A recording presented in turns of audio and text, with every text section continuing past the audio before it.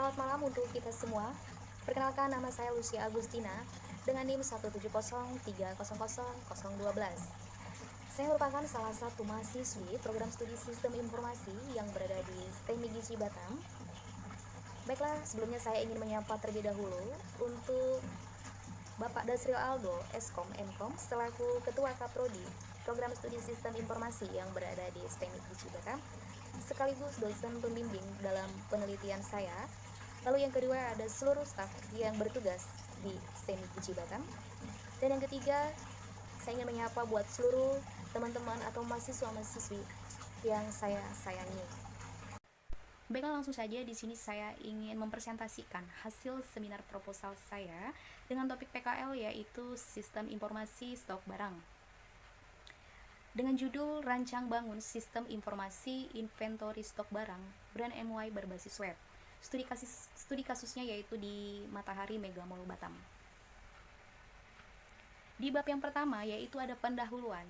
Di dalam pendahuluan ini berisi latar belakang masalah, rumusan masalah, batasan masalah, tujuan penelitian, manfaat penelitian, dan sistematika penulisan. Lalu di bab yang pertama yaitu di poin yang pertama yaitu ada latar belakang masalah. Di sini saya mau mengangkat tema mengenai brand NY, di mana merupakan salah satu perusahaan mainan yang bergerak di bidang retail.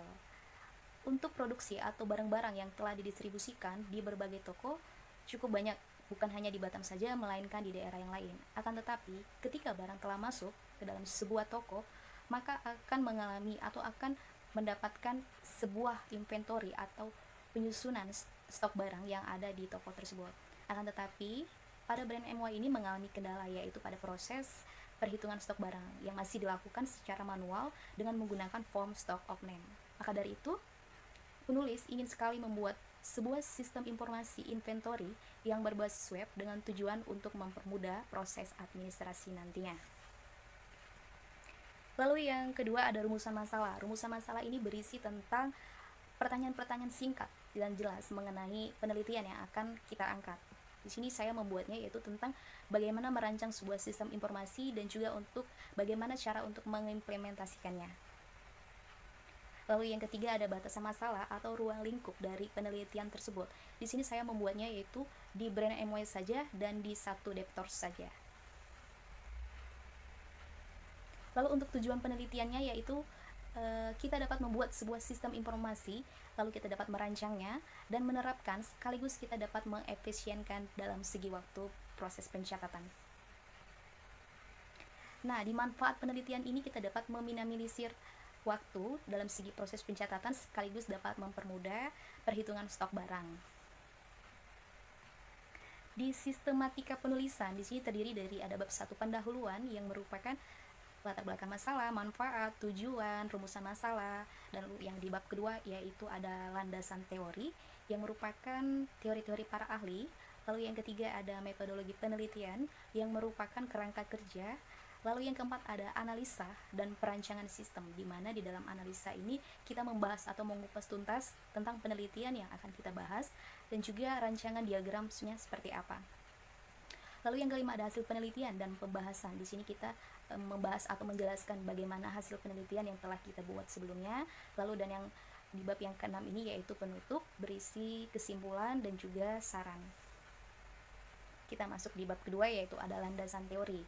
Di landasan teori ini ada poin-poinnya yaitu ada rancang bangun, sistem informasi, RPL, UML, sistem inventory, web dan juga database. Di rancang bangun ini merupakan tahapan awal sebelum kita melakukan perancangan atau sebuah proses dalam sebuah kegiatan atau proyek. Kita harus membuat rancang bangunnya terlebih dahulu agar nantinya kita dapat memberikan tujuan atau hasil akhir yang lebih jelas. Nah, sistem informasi ini merupakan komponen atau variabel-variabel yang saling berkaitan antara satu dengan yang lainnya dengan tujuan akhir yaitu untuk mencapai sasaran atau goal.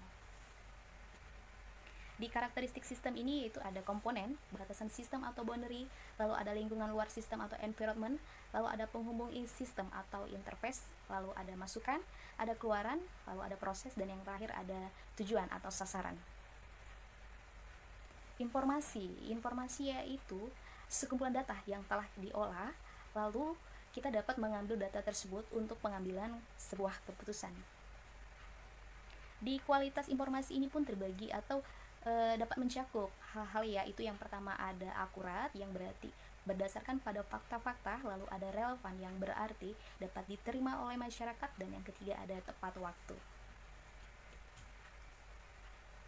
Komponen-komponen dari sistem informasi, yaitu yang pertama ada hardware, lalu yang kedua ada software, lalu yang ketiga ada manusia atau people yang menjalankan antara hardware dan juga perangkat keras maupun perangkat lunak tersebut, lalu yang keempat ada prosedur yang merupakan tata cara, dan yang kelima ada data sebagai perantara manusia dengan mesin, lalu yang keenam ada jaringan komputer. RPL ini merupakan sebuah profesi yang dioperasikan oleh manusia, di mana di antara hardware dan brainware ini saling bekerja sama. Nah, tujuan dari RPL sendiri yaitu kita dapat menghasilkan sebuah perangkat lunak yang berkualitas dengan waktu yang tepat dan juga biaya yang lebih efisien. SDLC ini sendiri merupakan siklus hidup software, di mana di sini terdapat langkah-langkahnya, itu ada perencanaan, analisa kebutuhan, lalu ada desain, implement, uji, testing, lalu yang terakhir ada perawatan atau maintenance. Lalu ada metode waterfall. Metode waterfall ini merupakan metode seperti air terjun, dia dari atas menuju ke bawah seperti aliran tangga. Nah, di metode waterfall ini juga terdapat tahapan-tahapannya, yaitu yang pertama ada recruitment atau analisa kebutuhan, lalu ada design, implementation, verification, dan yang terakhir ada maintenance atau perawatan. UML sendiri yaitu Unified Modeling Language, yang merupakan bahasa yang digunakan pada saat pemodelan sebuah atau membuat sebuah sistem software. Nah, bagian-bagian dari diagram UML ini yaitu ada use case diagram. Ini merupakan terdapatnya aktor dan juga sistem yang saling bekerja sama. Lalu ada class diagram yang merupakan gambaran dari database. Lalu ada sequence diagram yang merupakan kumpulan dari objek-objek antara satu dengan yang lainnya. Lalu ada activity diagram yang merupakan kegiatan dari sebuah aktivitas. Pengertian dari inventory sendiri yang merupakan persediaan barang yang ada di dalam suatu perusahaan, lalu mencakup total keseluruhannya, itulah yang dinamakan dengan sistem inventory atau inventory.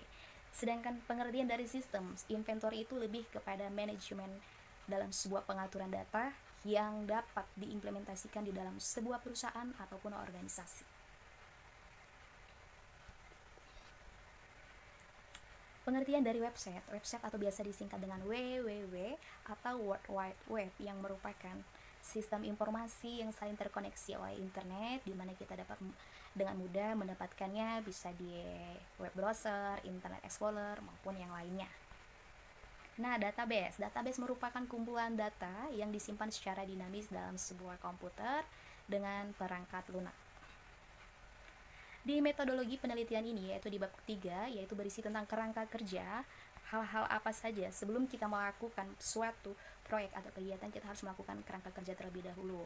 Di sini ada bagian yaitu tentang rumusan masalah, mempelajari literatur, kita dapat mendapatkan atau mempelajari literatur tersebut bisa dari jurnal-jurnal penelitian terdahulu atau juga buku-buku referensi.